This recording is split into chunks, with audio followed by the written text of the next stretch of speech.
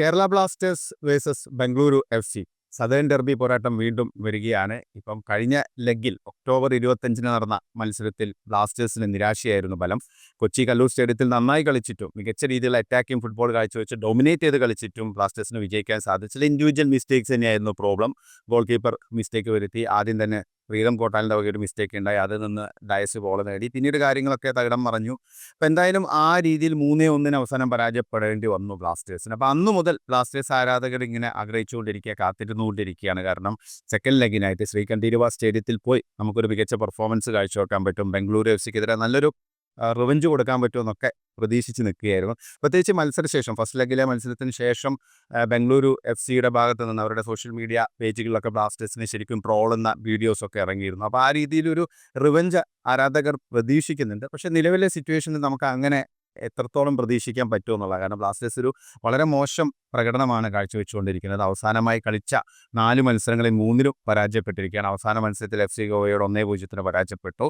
പഴയ പ്രോബ്ലമൊക്കെ വീണ്ടും വന്നുകൊണ്ടിരിക്കുകയാണ്. ഇപ്പം ഇടയ്ക്ക് ചെന്നൈയിനെതിരെ ഒരു വിജയം 3-0 വിജയം നേടിയപ്പോൾ നമുക്ക് പ്രതീക്ഷ വന്നു മികച്ച രീതിയിൽ ബ്ലാസ്റ്റേഴ്സ് തിരിച്ചു വരുന്നു എന്നുള്ളത്. കാരണം എല്ലാവരും നല്ല രീതിയിൽ കളിച്ചിരുന്നു, ഒത്തിണക്കത്തോടെ കളിച്ചിരുന്നു.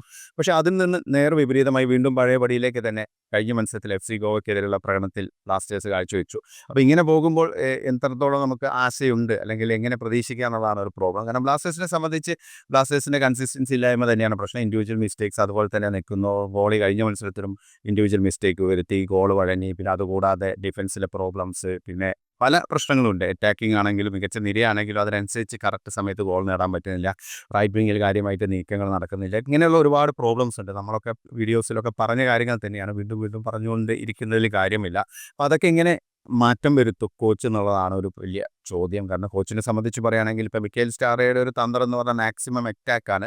പലപ്പോഴും ഡിഫൻസീവ് പ്ലെയേഴ്സ് ഉൾപ്പെടെ അറ്റാക്ക് ചെയ്യാൻ വേണ്ടി സഹായിക്കുന്ന രീതിയിൽ അഡ്വാൻസ് ചെയ്ത് കളിക്കുന്ന ഒരു സിറ്റുവേഷനാണ്. പക്ഷേ അങ്ങനെയാകുമ്പോൾ പ്രതിരോധം ഒഴിഞ്ഞു കിടക്കുന്നു എന്നുള്ളതാണ്. കാരണം ഒഴിച്ചിട്ട പ്രതിരോധം വെച്ച് അറ്റാക്ക് ചെയ്യാൻ പോകുമ്പോൾ ഉണ്ടാകുന്ന റിസൾട്ടുകൾ നമുക്കറിയാം. ഇപ്പോൾ കഴിഞ്ഞ മത്സരങ്ങളിലൊക്കെ കൗണ്ടർ അറ്റാക്കുകൾ വഴിയാണ് പല മത്സരങ്ങളിലും ബ്ലാസ്റ്റേഴ്സ് ഗോൾ വഴങ്ങിയത്. കൗണ്ടർ അറ്റാക്കുകൾ കറക്റ്റായിട്ട് പ്രതിരോധിക്കാൻ ബ്ലാസ്റ്റേഴ്സിന് സാധിക്കുന്നില്ല. ഈ മുന്നോട്ട് പോകുന്ന ഡിഫൻസീവ് പ്ലെയേഴ്സൊന്നും കറക്റ്റ് ടൈമിൽ കറക്റ്റായിട്ട് ട്രാക്ക് ബാക്ക് ചെയ്ത് വരുന്നില്ല. അവർക്ക് പൊസിഷൻ കീപ്പ് ചെയ്യാൻ പറ്റുന്നില്ല. അപ്പം ഈ ഒരു ഗ്യാപ്സ് ഒരുപാട് നൽകുന്നു. അപ്പോൾ ആ സിറ്റുവേഷനിൽ പലപ്പോഴും ഗോളിയും അമിത പ്രഷറിലേക്ക് പോകുന്നൊരു സിറ്റുവേഷനാണ്. അപ്പോൾ ഇതാണ് ബ്ലാസ്റ്റേഴ്സിനെ ബാധിക്കുന്നൊരു പ്രോബ്ലം.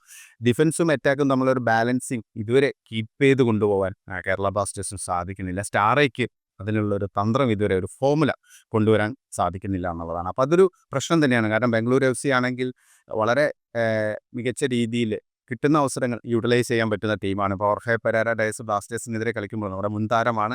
അദ്ദേഹത്തിന് ആ ഒരു മേഴ്സിയൊന്നുമില്ല. എപ്പോഴും ബ്ലാസ്റ്റേഴ്സിനെതിരെ മികച്ച രീതിയിൽ പെർഫോം ചെയ്ത് ഗോളുകളൊക്കെ നേടുന്ന താരമാണ്. ഇപ്പോൾ ചേത്രി ആണെങ്കിലും ബെഞ്ചിലൊക്കെയാണ് ഇപ്പോൾ ഇടയ്ക്കൊക്കെ കളിക്കുന്നുള്ളൂ. പക്ഷേ എന്നാലും ബ്ലാസ്റ്റേഴ്സിനെതിരെ അദ്ദേഹം അപകടകാരിയാണ്. അപ്പോൾ ഇങ്ങനെയുള്ള ഒരുപാട് പ്ലേയേഴ്സ് അവർക്കുണ്ട്. മെൻഡസ് ഉണ്ട്, കഴിഞ്ഞ മത്സരത്തിൽ 2 ഗോൾ നേടിയ.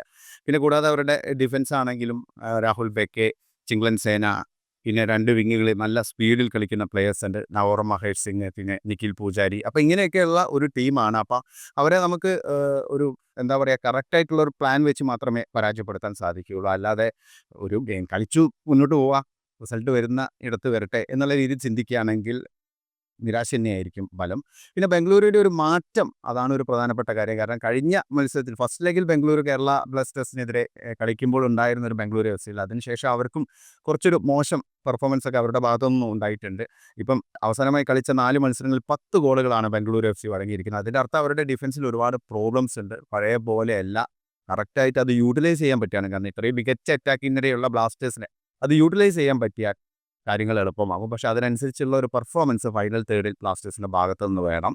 അതാണൊരു പ്രോബ്ലം. ഇപ്പോൾ ബംഗളൂരു എഫ്.സി. അവസാനമായി കളിച്ച 4 മത്സരങ്ങളിൽ 2 പരാജയപ്പെട്ടു. എഫ്.സി. ഗോവയുടെ ഒരു 3-0 തോറ്റു. അവസാനമായി കളിച്ച ഐഎസ്എല്ലിലെ മത്സരത്തിൽ അവർ 4-2 ഒഡീഷ എഫ്.സിയോട് പരാജയപ്പെട്ടത്. നോർത്ത് ഈസ്റ്റിനെതിരെ 2-2 സമനിലയായിരുന്നു. പിന്നെ ഇതിനിടയിൽ ആകെ ജയിച്ചത് മുഹമ്മദൻ സ്പോർട്ടിങ്ങിനെതിരെ 2-1 വിജയം മാത്രമാണ്. അപ്പം ബംഗളൂരുവിനും പ്രോബ്ലം ഉണ്ട്. അത് ബ്ലാസ്റ്റേഴ്സ് മനസ്സിലാക്കി ഉള്ളൊരു പെർഫോമൻസ് ആയിരിക്കും വേണ്ടി വരിക. പിന്നെ ഇതിലൊരു സ്റ്റാർട്ടിംഗ് 11 എന്നൊക്കെ പറയുമ്പോൾ നമുക്കിപ്പം കറക്റ്റായിട്ടൊരു ഐഡിയ പറയാൻ പറ്റില്ല. ഇപ്പം നോഹ സദോയ് പൂർണ്ണമായും ശാരീരിക ക്ഷമത വീണ്ടെടുത്തു എന്നുള്ള കാര്യത്തിൽ സംശയമുണ്ട്.